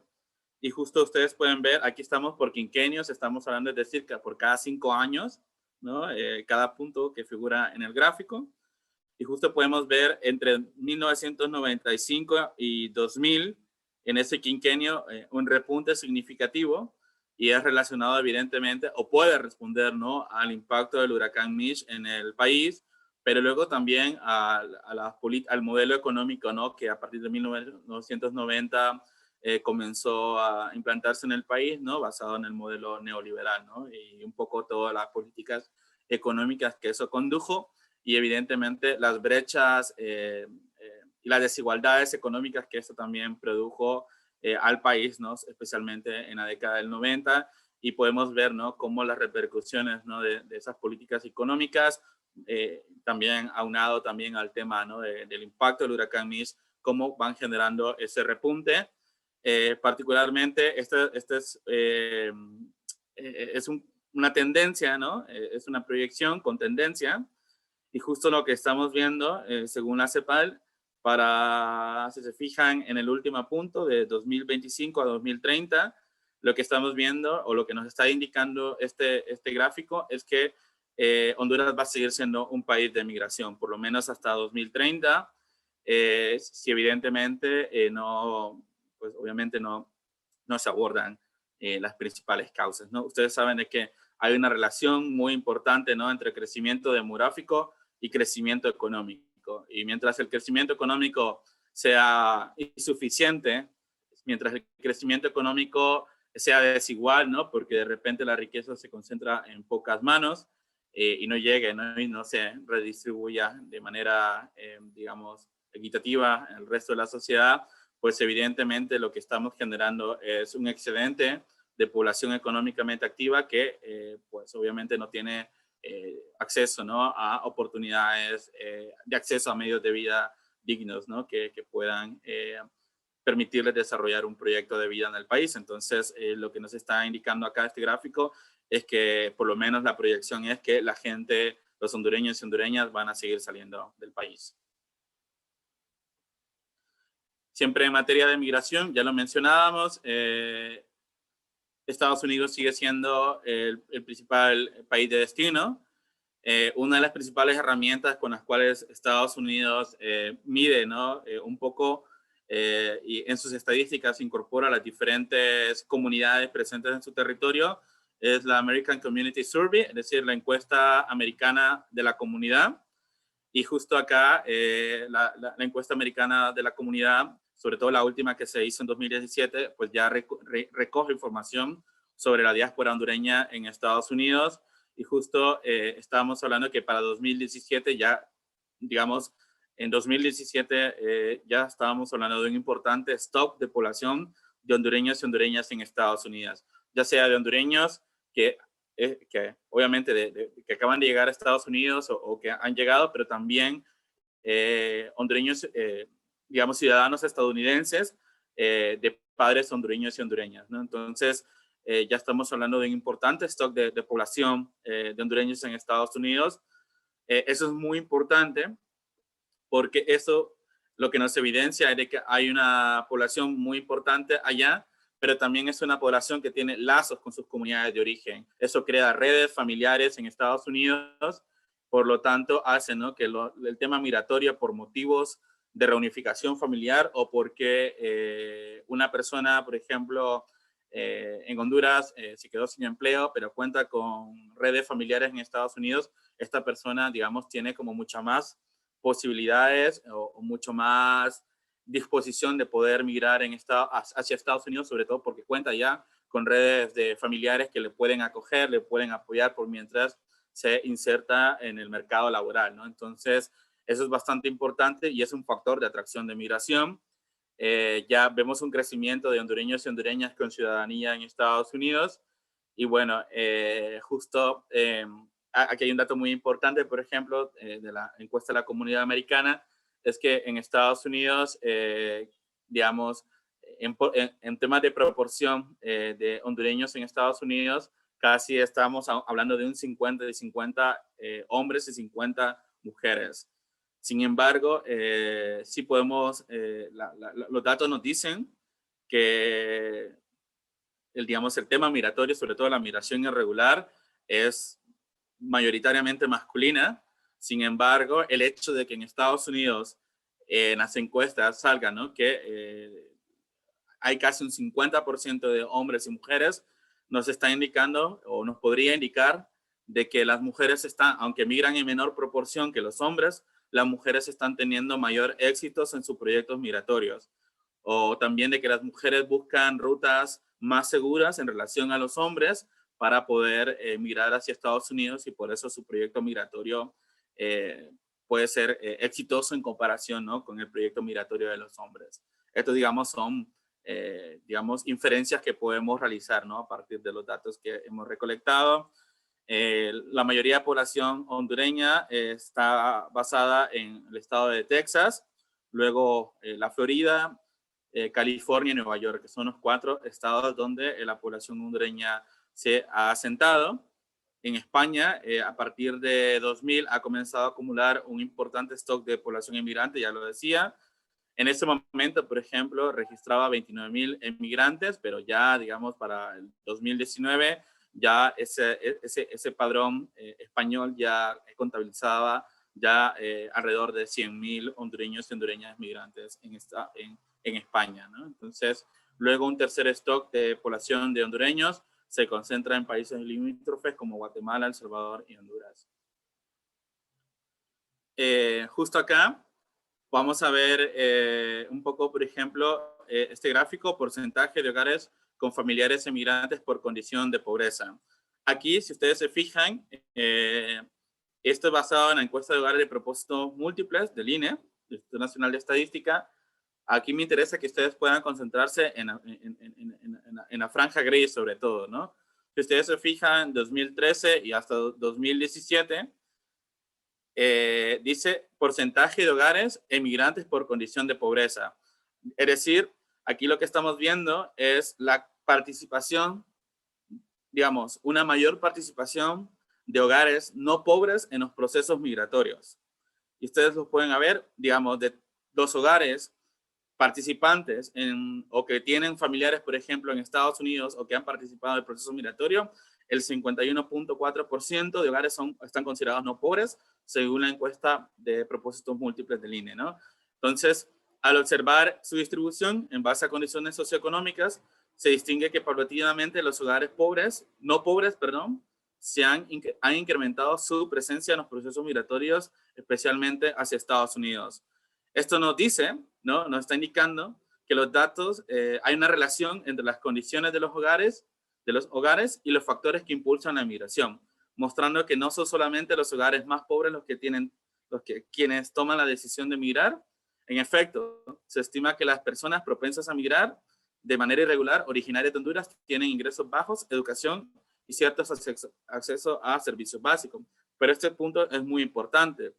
Esto significa que no se trata de personas en condiciones de una pobreza extrema, quienes solamente representan 1/3 de los hogares con familiares migrantes, lo que indica que a pesar de que las condiciones de pobreza actúan como incentivo para la decisión de migrar, no son el único factor determinante. Entonces aquí, digamos, la evidencia nos está diciendo, nos está derrumbando un mito, que la gente más pobre es la que está migrando del país. Y no, lo que nos están diciendo los datos es que los hogares, de hecho que están en el umbral de hogares no pobres según el Instituto Nacional de Estadísticas, son los que están incrementando su participación en los procesos migratorios. ¿Por qué? Porque la migración tiene un costo, ¿no? Y es un costo que no necesariamente todos los hogares están en capacidad de asumir. Justo este último, por ejemplo, gráfico nos dice lo siguiente, ¿no? El porcentaje de hogares con miembros de migrantes por condición de pobreza. Entonces, si se fijan, un 51.4% de los hogares en 2017 en condiciones no pobres cuentan, ¿no?, con familiares, ¿no?, que han realizado o cuentan con familiares migrantes, ¿no? Entonces, aquí lo que podemos manifestar es que hay una relación que existe entre los ingresos y la probabilidad de emprender un proceso migratorio. Es decir, las personas que tienen mayores posibilidades y medios para migrar son los que vienen de los estratos medios y superiores de la distribución del ingreso. Esto obedece a que la migración tiene costos, tanto económicos como sociales, y que requiere que los posibles migrantes utilicen recursos a los cuales los más pobres muchas veces no tienen acceso o les toma mayor tiempo de obtenerlos. De hecho, o sea, una gran parte también de los migrantes que participan de estos procesos migratorios vienen de hogares que reciben remesas. De hecho, el que un hogar reciba remesas incrementa las posibilidades de que los miembros de ese hogar puedan migrar hacia Estados Unidos. Como ustedes saben, el tema migratorio, usualmente hay una ecuación que se dice, ¿no?, la motivación de emigrar y luego la capacidad de emigrar. Y no todos los hogares tienen la capacidad de emigrar porque la migración tiene un costo. Ya lo mencionaba con el tema de las caravanas. ¿Por qué mucha gente se organizaba en caravanas y migraba de manera conjunta? Pues justamente porque las caravanas ofrecía seguridad y evidentemente mucha gente que participó en las caravanas era gente que normalmente, o que posiblemente, perdón, no podía pagarse un coyote, ¿no? Porque un coyote, el costo, ¿no?, para poder llegar hacia Estados Unidos oscila entre $8,000 y $10,000, ¿no?, que los hogares, digamos, en condiciones de pobreza no pueden aspirar, ¿no?, a poder siquiera recolectar esa cantidad de dinero. Entonces, justo mucha gente optó por, o vio la oportunidad en las caravanas migratorias de poder emprender el proceso migratorio, digamos, con alguna seguridad, ¿no?, porque se veía rodeada de gente de sus comunidades. Pero lo que vimos luego al final en la práctica, sobre todo con las últimas caravanas, que fueron desmanteladas, ¿no?, por las autoridades fronterizas, ¿no?, y por las autoridades de los países en tránsito. Lo que nos está diciendo es que todavía, ¿no?, el medio para llegar hacia Estados Unidos sigue siendo a través de redes de tráfico de personas, ¿no? Y estas redes de tráfico de personas, evidentemente, tienen sus costos. Entonces, por ende, ¿no?, justo la evidencia lo que nos está diciendo es que la gente más pobre no es necesariamente la que está migrando en el país, ¿no? Entonces, en cuanto, por ejemplo, a emigrantes en España, ya lo mencionábamos, para el 2019 se concentró un stock de 92,000 hondureños y hondureñas viviendo en España, y esto hablando de hondureños empadronados, ¿no?, en el padrón continuo español. No estamos hablando de los otros hondureños y hondureñas que todavía no se han empadronado en España. 7 de cada 10 de estos migrantes son mujeres. Y luego los principales lugares, ¿no?, en los cuales se asienta esta población es Cataluña y la Comunidad, ¿no?, de Madrid. Aquí un poco hay una distribución, ¿no?, de porcentaje de hogares viviendo en España, de hondureños en España, esto basado en el padrón continuo español, ¿no? Entonces, sí estamos registrando, ¿no?, una creciente migración de hondureños en ese país. Luego, por ejemplo, en temas de condición de empleo y educación de esta población inmigrante, estamos hablando que 7 de cada 10 inmigrantes se insertaron como asalariados, según una encuesta de la Comunidad Americana en Estados Unidos. Este dato lo rescato porque es muy importante. Lo que nos está diciendo es que 7 de cada 10 inmigrantes se insertaron como asalariados privados durante el periodo, ¿no? 2013-2017, según la encuesta de la Comunidad Americana, lo que nos está diciendo que el nivel de inserción laboral de los hondureños y hondureñas está siendo exitoso en Estados Unidos. Eso es un factor de atracción de migración, porque ya evidentemente ya escuchamos, ¿no? En el boca a boca, bueno, fulano de tal ya se fue a Estados Unidos y ya está trabajando, ¿no? Entonces, sí lo que estamos viendo es de que sí los hondureños se están insertando de manera exitosa en el mercado laboral estadounidense.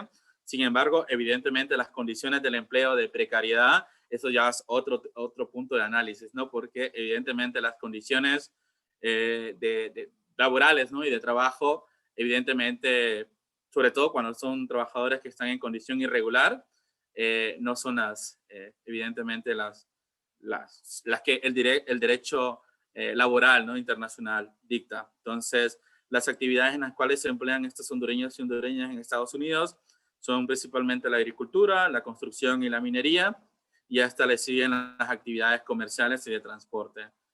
Digamos, estos serían como los datos más principales que me gustaría destacar acá. Luego, muy importante aún en materia de tendencias, el incremento el incremento sobre todo en los últimos 10 años, ¿no? De niños, niñas y adolescentes en los procesos migratorios, y especialmente niños, niñas y adolescentes no acompañados, es decir, que viajan solos. Y justo en 2014, ¿no? Si ustedes se recuerdan las fotos, ¿no? De los niños en los centros de detención en Estados Unidos, el Estado de Honduras en 2014 decretó, ¿no? Estado de emergencia o crisis, ¿no? Una crisis migratoria debido, ¿no? A la cantidad de niños y niñas y adolescentes que estaban detenidos en Estados Unidos. Justo, ¿no? Para ese tiempo también se había regado un rumor de que si los niños y niñas llegaban solos hacia Estados Unidos, o madres que llegaran con sus hijos, se les iba a dar automáticamente una condición de asilo, lo cual evidentemente no era cierto, ¿no? Pero eso generó, ¿no? Un movimiento bastante masivo, ¿no? De hondureños y hondureñas, especialmente de niños y niñas. Y justo, digamos, hace falta muchísimo profundizar, ¿no? Sobre las causas de la migración, sobre todo de niños, niñas y adolescentes. Hay un componente muy fuerte en el tema de causas de migración de niños y niñas relacionado a temas de violencia, también relacionado a temas de reunificación familiar, pero también relacionados a temas también a búsqueda de empleo y oportunidades. Justo desde OIM se hizo un estudio hace 2 años sobre migración de niños y niñas y adolescentes y trabajo, ¿no? Y sí el estudio nos arrojaba de que un gran porcentaje de niños y niñas y adolescentes trabajaban antes, ¿no? De emprender la ruta migratoria. Entonces, eso nos puede dar, ¿no? Muchísimas luces sobre cómo poder abordar el tema migratorio. En tema de inmigración a Honduras, no voy a ahondar. Quizás el dato más importante acá es que aquí solo el 1%, menos del 1% de la población que reside en Honduras es extranjera, ¿no? Entonces, la cantidad de inmigrantes en Honduras no muestra una movilidad muy importante que destacar, y se ha mantenido así durante muchísimo tiempo, ¿no? Entonces, eso es lo que podríamos decir sobre el tema de inmigración. Y en el caso de inmigración irregular, es muy importante decir que Honduras también es un país de tránsito, por lo cual cada año recibe flujos de migrantes extranjeros. Por ejemplo, 7 de cada 10 son migrantes intrarregionales y extrarregionales, siendo las principales nacionalidades cubanos y haitianos. Y luego 2 de cada 10 migrantes irregulares provienen de África, especialmente de Camerún, el Congo, la región del Congo o Angola, y el resto proviene de lugares como la India, Bangladesh y Sri Lanka. Si ustedes se fijan en el siguiente gráfico, cómo ha sido el comportamiento de los migrantes en tránsito, que atraviesan Honduras, por ejemplo, hasta 2019, podemos ver un comportamiento bastante fluctuante. Sin embargo, que hay un crecimiento significativo. O sea, casi podemos decir que en la última década, digamos, según el Instituto Nacional de Migración, alrededor, ¿no?, de 100,000 migrantes irregulares haitianos, cubanos, africanos y asiáticos han pasado por el país, con necesidades de protección, con necesidades, evidentemente, ¿no? Y cuyo destino es llegar a Estados Unidos. Entonces, aquí la proporción de migrantes irregulares por sexo, tenemos una migración mayoritariamente masculina. En el tema de migración de retorno, aquí es bastante importante porque el país, siempre cuando hablábamos de migración, siempre estábamos concentrados en la migración de hondureños hacia fuera del país, pero nunca también en las otras formas de movilidad humana, ¿no? Ya lo mencionábamos, la migración en tránsito, la trata de personas, la migración interna, pero en los últimos 5 años se ha comenzado a abordar o a tomar conciencia de la importancia de hablar de migración de retorno. Cuando hablamos de retorno, es quienes regresan al país, ya sea de manera voluntaria o involuntaria a través de deportaciones. Justo estamos hablando de que por lo menos en los últimos 5 años, estamos hablando de una población de casi 500,000 de hondureños y hondureñas que han sido, sobre todo, deportados principalmente de Estados Unidos y México, ¿no? Sobre todo en los últimos años, México se ha constituido en un país de retorno involuntario. Entonces, justo, ¿cuál es el reto de la migración de retorno? Porque estamos hablando que son muchos casos hondureños y hondureñas que pagaron un coyote, vendieron su casa, se endeudaron para iniciar el proceso migratorio y que de repente están regresando en condiciones de mayor vulnerabilidad, que de hecho mucho más de la que tenían antes de partir, hondureños y hondureñas que salían por temas de violencia y que de repente tienen que retornar a sus comunidades en un contexto donde hay una amenaza latente hacia sus vidas, ¿no? Entonces, luego también estamos hablando de que la migración de retorno añade presión a los municipios. ¿Por qué? Usualmente la migración hacia Estados Unidos se ha visto como una válvula de escape, evidentemente ante la falta de servicio, la falta de empleo y oportunidades, y justo pues por eso es que mucha gente pues decide y opta por salir del país. En ese sentido, con las políticas migratorias tan restrictivas que están actualmente, más obviamente todo el tema, ¿no?, de COVID y el tema de gestión de fronteras, la posibilidad de éxito del proyecto migratorio es cada vez más difícil. Por lo tanto, lo que tenemos es que el proyecto migratorio es casi mucho más difícil de poder acceder. Entonces, estamos diciendo, ¿no?, que hay una población local que ha decidido quedarse, pero a esa población local, que ya de por sí tiene limitado acceso a oportunidades de empleo, le estás añadiendo a esta población que está retornando desde Estados Unidos y México, ¿no? Entonces, eso añade presión sobre los servicios y sobre las oportunidades de empleo. Por lo general, eso puede generar situaciones de conflictividad social y temas, ¿no?, de que puede erosionar, ¿no?, el tema de la cohesión social en los municipios. Aquí ustedes pueden ver el comportamiento. Justo en 2019 fue el año de mayores deportaciones que el país tuvo, que llegó a más de 100,000 hondureños y hondureñas deportados desde Estados Unidos y México. Entonces, estamos hablando de un flujo de retorno bastante alto. No voy a entrar, digamos, para ir finalizando mi intervención, no voy a entrar, digamos, en temas tan específicos como las características de estas personas retornadas, pero, por ejemplo, aquí hay un dato muy importante, que es la cantidad de intentos que estas personas migrantes han realizado, digamos, en su búsqueda hacia el denominado sueño americano. Y sí podemos ver, ¿no?, que un importante segmento de la población ha realizado hasta 2, 3 intentos, ¿no? Digamos, y eso nos indica, ¿no?, que estas personas no han tenido la oportunidad de reinsertarse en la sociedad, en las comunidades, porque no han logrado encontrar empleo o, digamos, algo que les genere arraigo y que pues les disuada de no volver a emprender la ruta migratoria. Para finalizar, sobre el tema de migración interna, solo decir, ¿no?, que ya Honduras no es un país rural. Estamos hablando que en el último censo de población y vivienda, estamos hablando que un 54.4% de población hondureña ya vive en las ciudades. Y justo, ¿no?, ustedes en el ítem 3, ¿no?, se observa un crecimiento en la población de las zonas urbanas. La cantidad de población viviendo en zonas denominadas rurales se redujo en casi 14 puntos porcentuales desde el 1988, es decir, de 60.6% a 46.6%. Lo que nos está indicando es que hay un abandono paulatino, ¿no?, del campo, y que justo estamos teniendo una concentración de la población hondureña en zonas urbanas.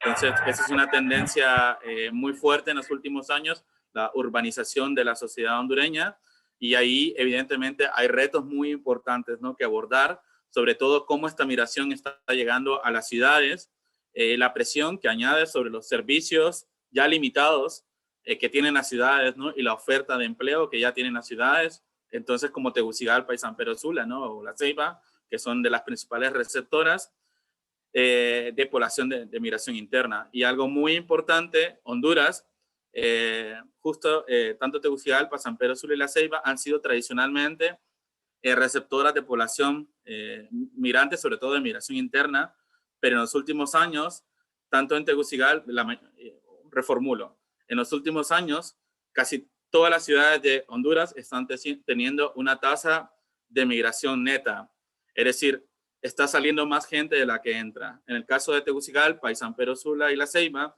que tradicionalmente han sido receptoras de migración interna, de estas ciudades está saliendo más gente hacia, en condición, ¿no?, en condición irregular hacia Estados Unidos, que la que está entrando a estas ciudades para búsqueda, ¿no?, de empleo u otras motivaciones, ¿no? Entonces, eso es bastante importante. Yo me quedaría acá en el tema de tendencias. Vamos a decir no a Eric y todo que pueda compartir el documento del perfil migratorio con ustedes. Evidentemente hay muchísimos retos, ¿no?, para capturar la realidad migratoria, pero el poder contar con datos nos ayuda muchísimo, ¿no?, a poder entender mejor la migración, quiénes son las personas que están migrando, en qué condiciones lo están haciendo, a qué segmentos de la población, porque hablamos de los migrantes y consideramos que son un conjunto homogéneo, y no, estamos hablando de diferentes perfiles de personas que están migrando, algunos en condiciones particulares, ¿no?, de vulnerabilidad, ¿no? En mención especial podemos decir, por ejemplo, y aquí sí me gustaría terminar con un poquito los temas de las brechas, en el tema de tendencia, digamos, en el caso, por ejemplo, de las dinámicas migratorias de la comunidad LGTBIQ, o por ejemplo, las poblaciones afrodescendientes y poblaciones indígenas, no hay información estadística sobre las dinámicas migratorias de estas poblaciones, por ejemplo. De hecho, incluso en las estadísticas nacionales, estas poblaciones figuran como poblaciones ocultas, porque no se han desarrollado, o sea, los instrumentos de recolección de información no capturan, digamos, información específica de estos segmentos poblacionales. Por lo tanto, no podemos establecer, digamos, las condiciones en las cuales estas personas están migrando, las condiciones del retorno, y evidentemente eso nos limita, ¿no?, poder abordar, digamos, las causas por las cuales estas personas están migrando, de acuerdo también a sus necesidades. Entonces, hay muchísimas brechas de información presentes, pero yo creo que el perfil migratorio es un paso, ¿no?, un paso hacia adelante en poder brindar, digamos, evidencia, datos verificables, confiables, para poder entender la realidad migratoria del país. Gracias. Bien, muchísimas gracias, Roberto. Parece bastante interesante todos esos datos que nos ha brindado acerca de esta migración, de este tema de migración, ¿verdad?, a nivel nacional, de nuestro país hacia Estados Unidos, hacia España. Datos interesantes, datos que ayudan mucho, pues, a conocer más sobre esa migración, lo mismo en cuanto a la migración interna, ¿verdad? Así que muy buena intervención con toda esa información que nos has brindado. Así que tenemos un espacio de preguntas y respuestas para todos los que estén interesados en dar su opinión o hacer alguna consulta a Roberto. Los escuchamos. Sí, yo quiero saludar a Roberto, que es un buen amigo, preguntarle gracias decirle gracias por la intervención, y también tenía dos observaciones que hacer y dos preguntas que tal vez él podía contestar.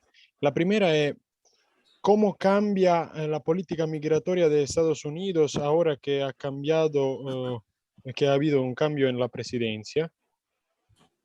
Y la segunda era respecto a los no pobres del cual él hablaba, que migran, si estos optan por viajar en caravana o eh, utilizan otros medios para desplazarse.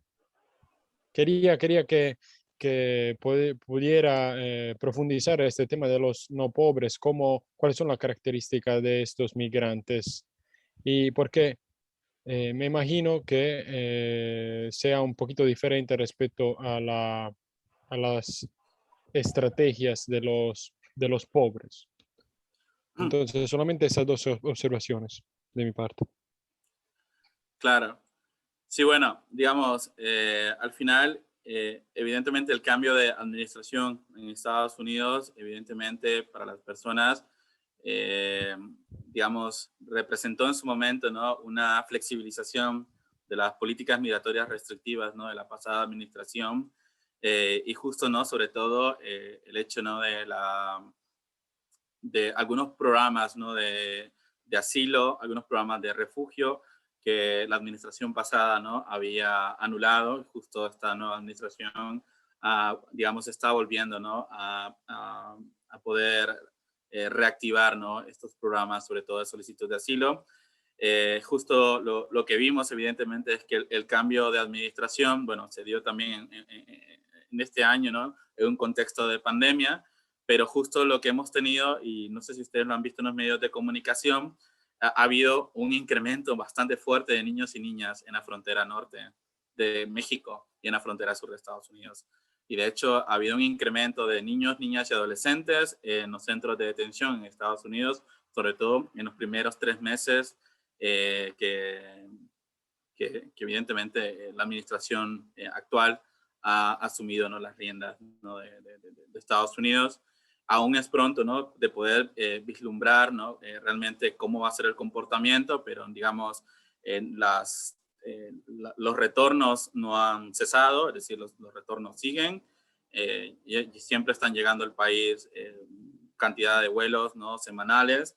Entonces, digamos, no ha habido como una diferencia en cuanto al flujo de retorno de Estados Unidos, pero sí definitivamente para algún sector de la población, sobre todo niños, niñas, adolescentes y mujeres, de repente, ¿no?, el cambio de administración ha simbolizado como una esperanza de poder adoptar, ¿no?, poder acceder a una solicitud de asilo, y lo hemos estado viendo, ¿no?, con este incremento de niños y niñas en la frontera sur de Estados Unidos, ¿no?, y en los centros de detención. Entonces, justo lo que se espera, ¿no?, es un enfoque más de desarrollo y más de prevención de migración irregular en las comunidades por parte, ¿no?, de la política exterior estadounidense, pero digamos, aún es pronto, ¿no?, para poder dimensionar. De momento yo me mostraría muy reservado en cuanto al pronóstico. Digamos, yo sentiría mucho que de repente la narrativa cambia, es decir, sí cambia en cuanto al discurso anti-migrantes, pero al final, digamos, en la práctica no vería mucha variación, sobre todo porque los índices de deportaciones se mantienen.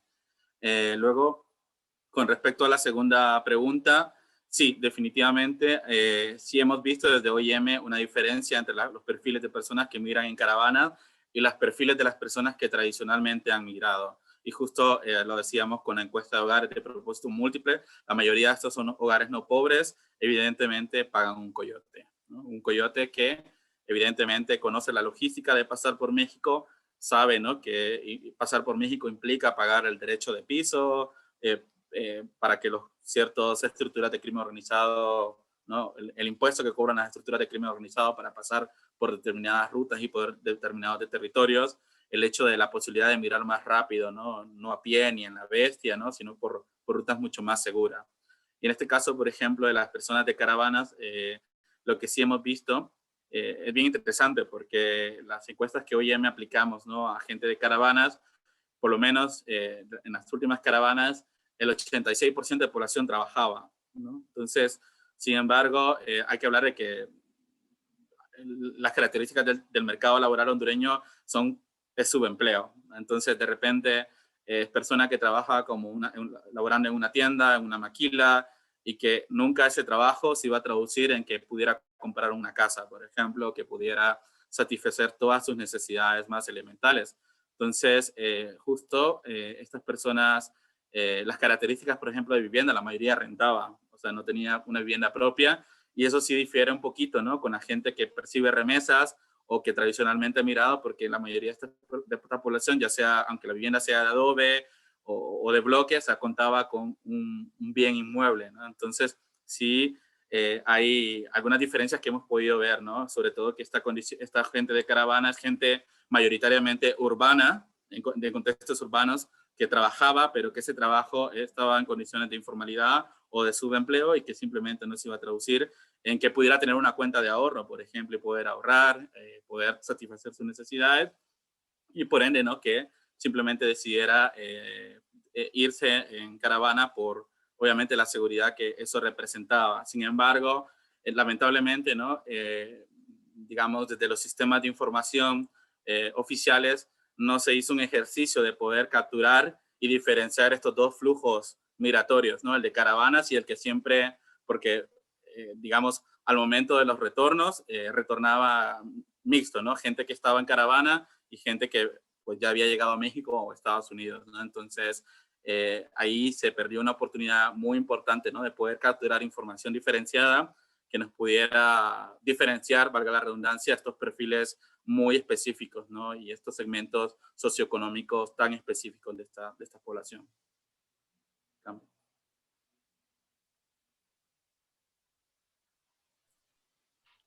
Muy bien. ¿Alguna otra intervención? ¿Una otra pregunta? Sí, yo tengo una. Muy bien. ¿Cuál es el porcentaje que la gente migra por amenazas de maras y pandillas en Honduras? Acorde a las fuentes oficiales, digamos, el gobierno cuenta con dos mecanismos de captura de información en migración de retorno, que una es el Observatorio Consular y Migratorio Conmigo, que está adscrito a la Cancillería, y el Sistema Integrado de Atención al Migrante Retornado del CENIS, que es el Centro Nacional de Información del Sector Social. El CENIS es el que al momento de los migrantes arriban, ya sea vía aérea o vía terrestre, el CENIS aplica una ficha que se llama la ficha del migrante, en el cual se hace una serie de preguntas y hay un segmento socioeconómico.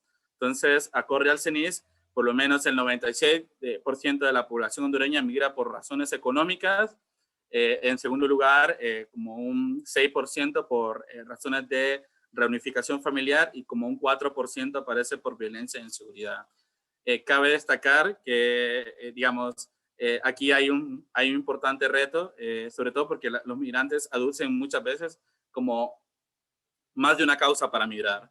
Y el sistema de información solo permite capturar, digamos, una sola causa, ¿no? Entonces, sobre todo la más importante. Además, también los migrantes tienden al momento del retorno a falsear información, no dan sus datos como son, y sobre todo, por ejemplo, los migrantes que migran por temas de violencia e inseguridad, imagino el tema, ¿no? de delicadeza del tema, suelen mentir y no decir de que emigraron porque fueron amenazados, por ejemplo. Entonces, ahí es muy difícil poder establecer cuántos migrantes están migrando por temas de violencia e inseguridad, pero sí podemos decir, por ejemplo, en temas de desplazamiento forzado interno, que casi alrededor de 300.000, más de 300.000 hondureños y hondureñas en los últimos años han sido desplazados por violencia, ¿no? Entonces, digamos, lo que nos da a nosotros la pauta de que mucha más población está migrando por temas de violencia e inseguridad, que la cuales los sistemas de información no están registrando, ¿no? O hay un subregistro ahí muy grande y que por temas de desconfianza en las instituciones la gente no está queriendo brindar esta información específica, ¿no? Entonces, pero sí, el tema de violencia e inseguridad figura como la tercera causa de migración.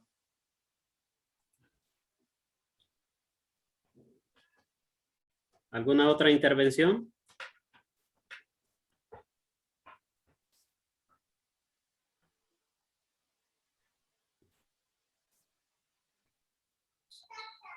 Bien. Entonces, damos por finalizada esta jornada. Agradecemos mucho al licenciado Roberto Canizales por esa por esa gama de información que nos ha dado sobre esta situación de nuestros compatriotas hondureños hacia los Estados Unidos, España y todo este tema de la migración, pues, ¿verdad? Que muy interesante. No, Así muchísimas que- gracias por la invitación y bueno, no, a la orden de la OIM, ¿no? Para poder, ¿no? acompañar en diferentes procesos, ¿no? Y este tipo de espacios tan importantes, ¿no? Para poder abordar un tema tan actual y de vital relevancia para el país. Bien, muchísimas gracias, muy amable. Y bueno, los esperamos para el día de mañana, ya que sería la última jornada ya de este ciclo de conferencias, siempre a las 10 de la mañana, ¿verdad? Muchísimas gracias a todos.